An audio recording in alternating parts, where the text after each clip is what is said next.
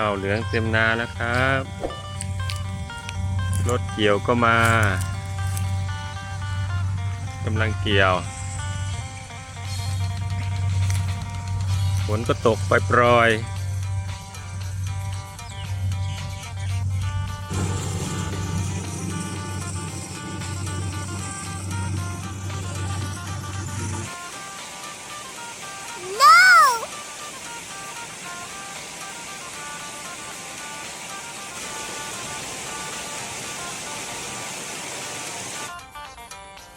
ยกเลิกภารกิจครับฝนดีกันไปฝนตกหนัก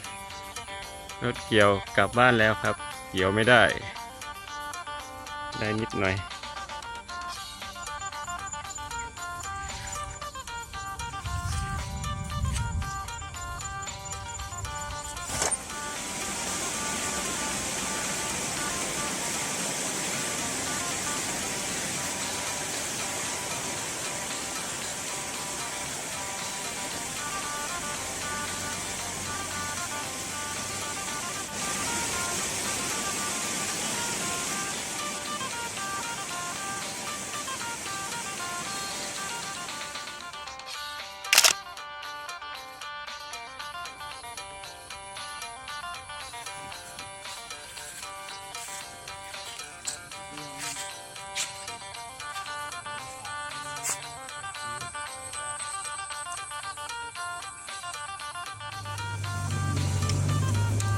ทำเนี้ยมะเขือคุณทำอะไรลูกเฮ้ย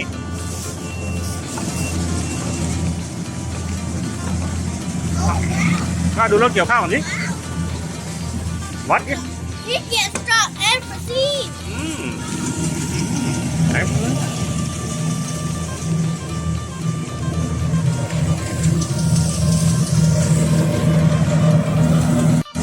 ดูอะไร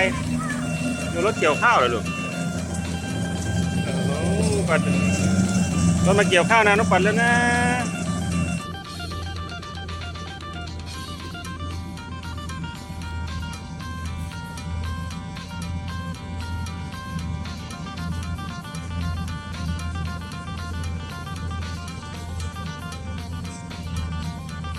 มันต้องมีธุ ตัดทำอะไร ไปงานตั้งงานนี่ครับ แผนกคนข้าวกับตะโกนเหรอคุณตะโกนแก้หรือยังแก้หรือเปล่า แล้วได้ตากแล้ว บ่แนวแก้ได้หรือเปล่าเอาหรือเปล่า บอโอเคนะโอเคบอกนี่กูเล็กที่เข่ากูแล้ว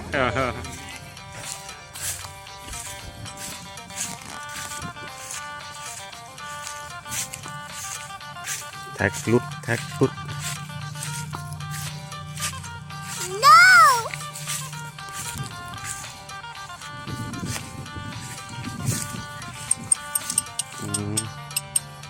จมมันตกเลยเปล่ะครับ ต้มไตนะ อ๋อ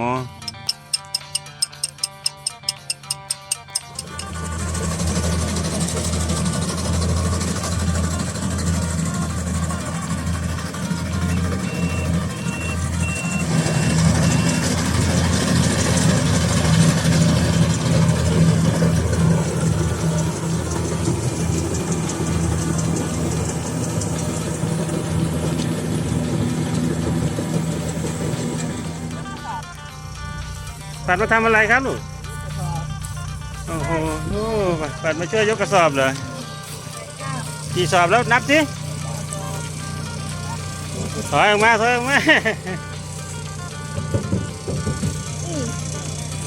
โหลุงแข็งแรงลุงแข็งแรง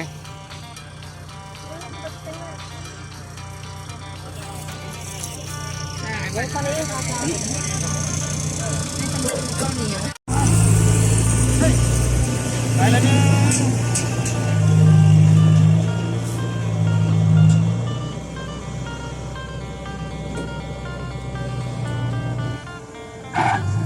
พ่อแบกข้าวอยู่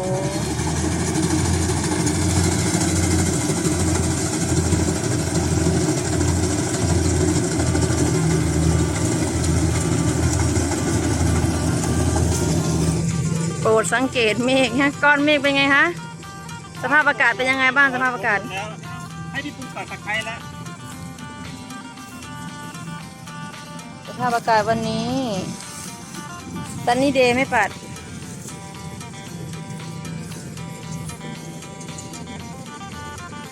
ดูก้อนเมฆเป็นไงคะอุ้ยอุ้ยมืดดำมืดโอ้โหดูสิก้อนเมฆเนี่ยเป็นยังไง What is this? I'm on my own. ดูสิฟ้าครึ้มไหมนี่ That's on my toy. หืม อะไรอยู่ข้างบน โอ้โห นั่งกับตะกนเลยเหรอ ระวังไหลตกลงมาเด้อ เดี๋ยวเข้าลง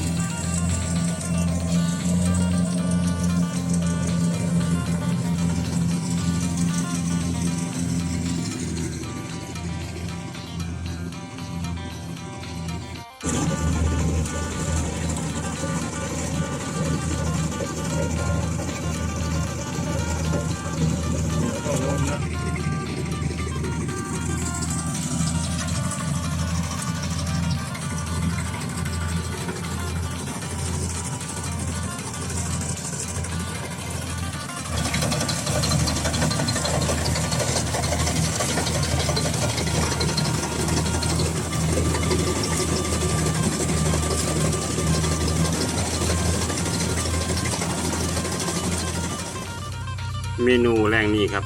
จีนังเข้มครับพี่น้อง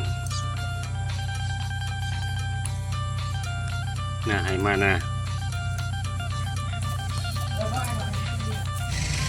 ตะวันค่ำคล้อยเหลืออยู่2-3 แปลง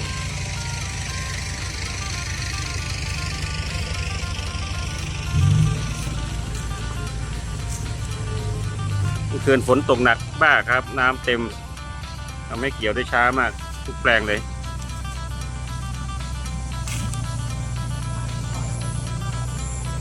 ครับปกติแห้งสนิทข้าวก็ล้มน้ำขังเต็มนาครับ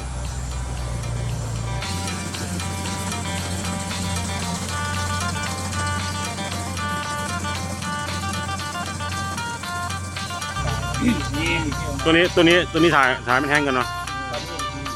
คนก็ได้ครับ ครับ ขึ้นเช้าแดดแซ่บมันชอบแล้ว ครับนี่มันเปียกน้ำบน เจอไง เอาถ้ากินเขาวกินน้ำเขา ตัวข้าด้วยผม